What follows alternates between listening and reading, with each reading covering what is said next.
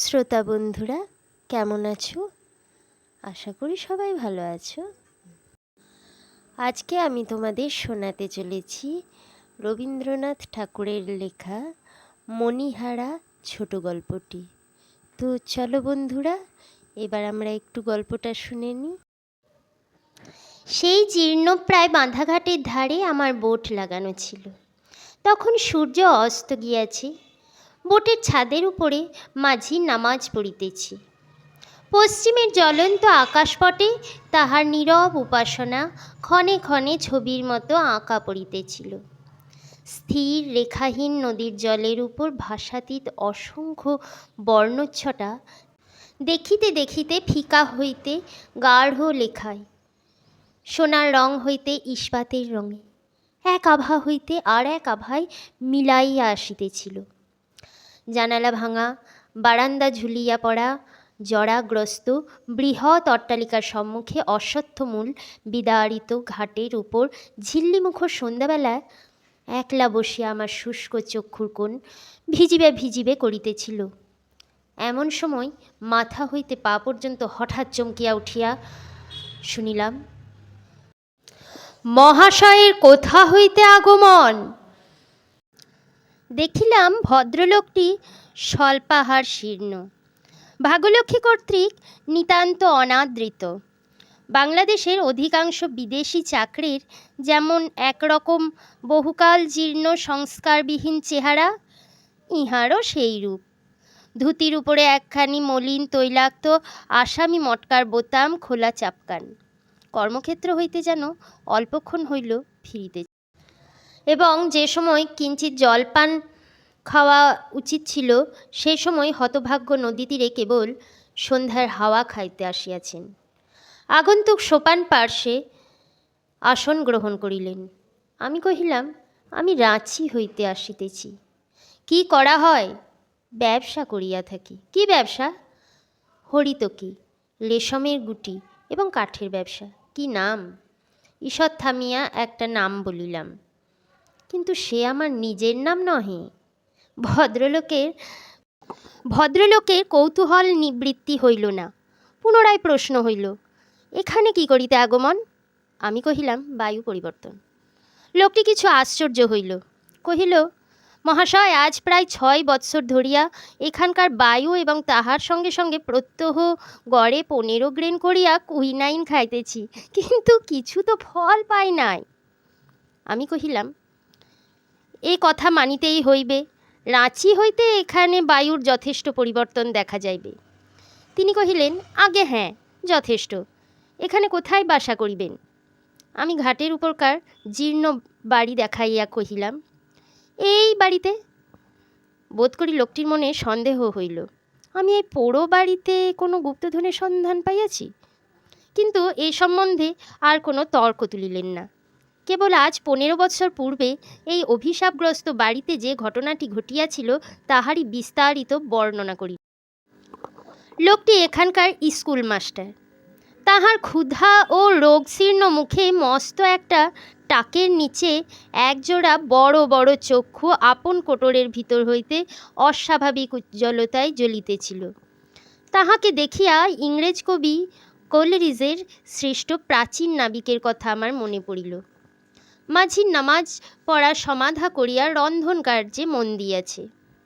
সন্ধ্যার শেষ আভাটুকু মিলাইয়া আসিয়া ঘাটের উপরকার জনশূন্য অন্ধকার বাড়ি আপন পূর্বাবস্থার প্রকাণ্ড প্রেত মূর্তির মতো নিস্তব্ধ দাঁড়াইয়া রহিল।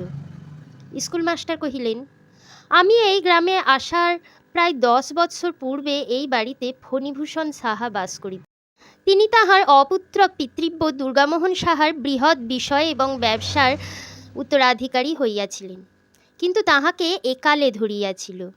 তিনি লেখাপড়া শিখিয়াছিলেন। তিনি জুতা সমেত সাহেবের আফিসে ঢুকিয়া সম্পূর্ণ খাঁটি ইংরেজি বলিতেন। তাহাতে আবার দাড়ি রাখিয়াছিলেন। সুতরাং সাহেব সওদাগরের নিকট তাহার উন্নতি সম্ভাবনা মাত্র ছিল না। তাহাকে দেখিবা মাত্র নব্যবঙ্গ বলিয়া ঠাহর হইত। আবার ঘরের মধ্যেও এক উপসর্গ জুটিয়াছিল। তাহার স্ত্রীটি ছিলেন সুন্দরী। একে কালে যে পড়া, তাহাতে সুন্দরী স্ত্রী, সুতরাং সেকালের চালচলন আর রহিল না। এমনকি ব্যামো হইলে অ্যাসিস্ট্যান্ট সার্জেনকে ডাকা হইত। অসন বসন ভূষণও এই পরিমাণে বাড়িয়া উঠিতে লাগিল। মহাশয় নিশ্চয়ই বিবাহিত, অতএব এ কথা আপনাকে বলাই বাহুল্য যে সাধারণত স্ত্রী জাতি কাঁচা আম, ঝাল লঙ্কা এবং কড়া স্বামীই ভালোবাসে। যে দুর্ভাগ্য পুরুষ নিজের স্ত্রীর ভালোবাসা হইতে বঞ্চিত, সে যে কুশ্রী অথবা নির্ধন তাহা নহে, সে নিতান্ত নিরীহ। যদি জিজ্ঞাসা করেন কেন এমন হইল, আমি এ সম্বন্ধে অনেক কথা ভাবিয়া রাখিয়াছি। যাহার যা প্রবৃত্তি এবং ক্ষমতা সেটার চর্চা না করিলে সে সুখী হয় না। শিঙে শান দিবার জন্য হরিণ শক্ত গাছের গুঁড়ি খোঁজে, কলা গাছ তাহার শিং ঘষিবার সুখ না। নরনারীর ভেদ হইয়া অবধি স্ত্রীলোক দুরন্ত পুরুষকে নানা কৌশলে ভুলাইয়া বশ করিবার বিদ্যাচর্চা করিয়া আসিতেছে। যে স্বামী আপনি বশ হইয়া বসিয়া থাকে, তাহার স্ত্রী বেচারা একেবারেই বেকার। সে তাহার মাতামহীদের নিকট হইতে শতলক্ষ বৎসরের শান দেওয়া যে উজ্জ্বল বরুণাস্ত্র, অগ্নিবাণ ও নাগপাশ বন্ধনগুলি পাইয়াছিল, তাহা সমস্তই নিষ্ফল হইয়া যায়। স্ত্রীলোক পুরুষকে ভুলাইয়া নিজের শক্তিকে ভালোবাসা আদায় করিয়া লইতে চায়। স্বামী যদি ভালোর মানুষ হইয়া সে অবসরটুকু না দেয়, তবে স্বামীর অদৃষ্ট মন্দ, এবং স্ত্রীও ততোধিক। নবসভ্যতার শিক্ষামন্ত্রে পুরুষ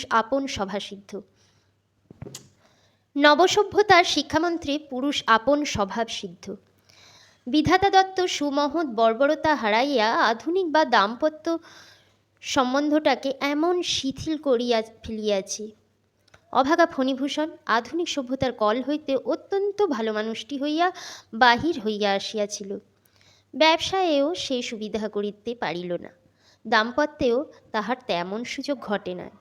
ফণিভূষণের স্ত্রী মণিমালিকা বিনা চেষ্টায় আদর, বিনা অশ্রুবর্ষণে ঢাকায় শাড়ি এবং বিনা দুর্জয় বাজুবন্ধ লাভ করিতেছিল।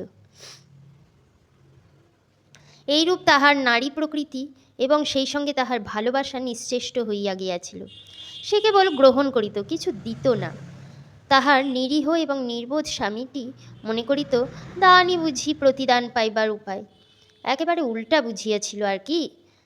ইহার ফল হইল এই যে স্বামীকে সে আপন ঢাকাই শাড়ি এবং বাজুবন্ধ যোগাইবার যন্ত্রস্বরূপ জ্ঞান করিত। যন্ত্রটিও এমন সুচারু যে কোনোদিন তাহার চাকায় এক ফোঁটা তেল যোগাবারও দরকার হয় নাই। ফণিভূষণের জন্মস্থান উলুবেড়ে, বাণিজ্য স্থান এখানে। কর্মানুরোধে এখানেই তাহাকে অধিকাংশ সময় থাকিতে হইত। ফুলবেড়ের বাড়িতে তাহার মা ছিল না, তবু পিসি মাসি অন্যান্য 5 জন ছিল। কিন্তু ফণিভূষণ পিসি মাসি ও অন্য 5 জনের উপকারার্থেই বিশেষ করিয়া সুন্দরী স্ত্রী ঘরে আনে নাই। সুতরাং স্ত্রীকে সে 5 জনের কাছ থেকে আনিয়া এই কুঠিতে একলা নিজের কাছেই রাখিল। কিন্তু অন্যান্য অধিকার হইতে স্ত্রী অধিকারের প্রভেদ এই যে স্ত্রীকে 5 জনের কাছ হইতে বিচ্ছিন্ন করিয়া একলা নিজের কাছে রাখিলেই যে সব সময় বেশি করিয়া পাওয়া যায় তাহা নহে। স্ত্রীটি বেশি কথাবার্তা কহিত না, পাড়া প্রতিবেশিনীদের সঙ্গেও তাহার মেলামেশা বেশি ছিল না।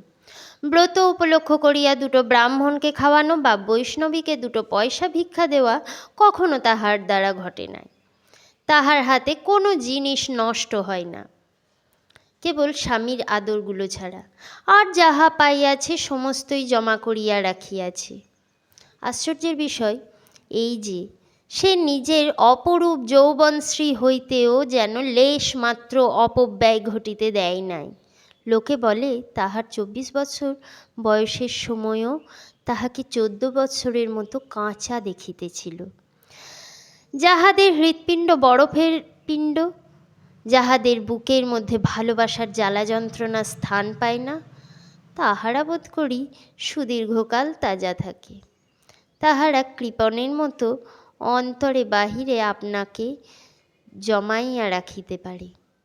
ঘন পল্লবিত অতি সতেজ লতার মতো বিধাতা মণিমালিকাকে নিষ্ফলা করিয়া রাখিলেন, তাহাকে সন্তান হইতে বঞ্চিত করিলেন।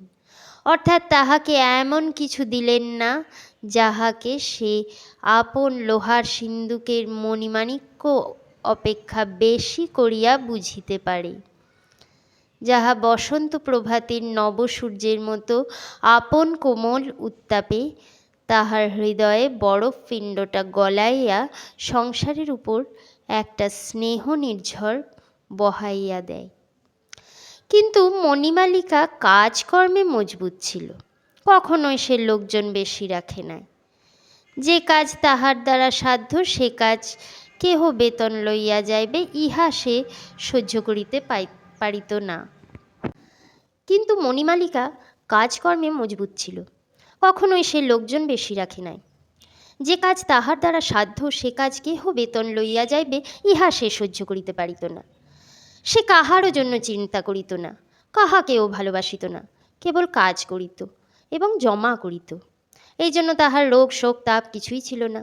অপরিমিত স্বাস্থ্য, অবিচলিত শান্তি ও সঞ্চীয়মান সম্পদের মধ্যে সে সবলে বিরাজ করিত। অধিকাংশ স্বামীর পক্ষে ইহাই যথেষ্ট। যথেষ্ট কেন? ইহা দুর্লভ। অঙ্গের মধ্যে কোটি দেশ বলিয়া একটা ব্যাপার আছে, তাহা কোমরে ব্যথা না হইলে মনে পড়ে না। গৃহের আশ্রয়রূপে স্ত্রী যে একজন আছে, ভালোবাসার তাড়নায় তাহা পদে পদে এবং তাহা 24 ঘন্টা অনুভব করার নাম ঘর কর্নার কোমরে অংশ। আর আজ এই পর্যন্ত নিরতিশয় এরপর প্লিজ চ্যানেলটি সাবস্ক্রাইব করে দিন। আর আপনারা কেমন গল্প শুনতে চাইছেন আমাকে কমেন্ট করে জানান।